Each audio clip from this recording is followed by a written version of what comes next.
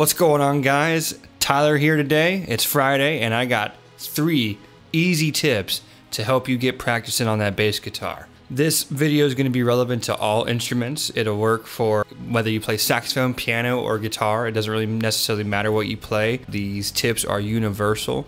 But what's the point of these tips? They're going to really just set you up for success so that in your busy day, because I know we all have a lot of things going on, you can maximize the most out of your time to be able to get in those extra minutes of practice so that you can prepare for whatever it is that you're working towards. Don't forget, right now would be a great time, like and subscribe to my channel. I'm going to be making videos every week. Thank you for that. All right, let's start off with tip number 1. And this seems like an obvious tip. As obvious as it may seem, take your instrument out of the case. A lot of us, we have our instruments tucked away in our case. They're in our closet. They're underneath our bed, wherever it may be.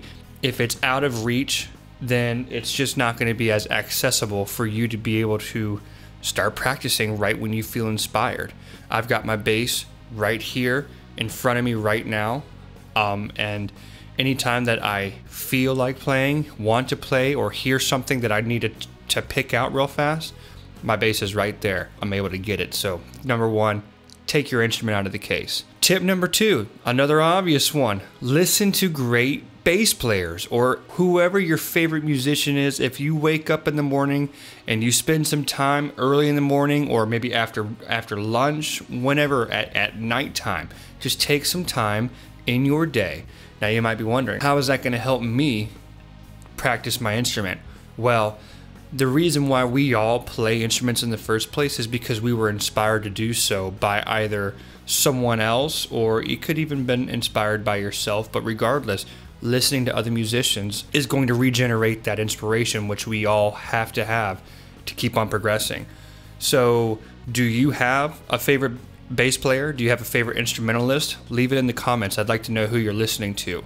From an early age, what inspired me to start playing the bass was not only my father, who is a bass player, but when I heard a new guy by the name of Henrik Linder, who was new back then, that is what really inspired me. I was like, okay, wait a second. So I'm seeing people do stuff with bass that I just didn't really know was possible, which just inspired me. And when I found out about Henrik Linder, I spent, countless hours just playing the bass, trying to develop some of his technique. His slapping is amazing.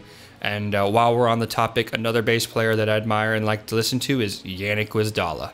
All right, tip number 3, this one's not so obvious, but it's goal setting. We need to be setting goals for where we would like to be. It doesn't have to be just specific bass facility goals, technique goals. They can be songs. We want to learn a song. We like this song. We want to learn to play the song. Or it could be an event that we have coming up in the future. Maybe we've got to play at church. Maybe we have to play with some friends around the campfire, which is not the easiest thing. First time that you got to play your acoustic guitar and sing in front of your friends and family at a campfire, that's a very, very revealing moment. So whatever it might be, if it's you got a gig coming up that you got to get ready for, whatever it is, if you set goals for yourself, you're going to get better at the bass guitar, even if you completely fail. So don't worry about failure. I love failure because failure means one thing. It means that you're trying. And it also means that you're learning. So be prepared to fail. I fail every day, especially right now with creating these YouTube videos. I'm learning every day. Yesterday, I made a video and got a copyright claim for some of what I thought was copyright-free music from Canva. Learned yesterday that I'm going to have to create all my own music for my videos. That's the whole point, is you got to set yourself up.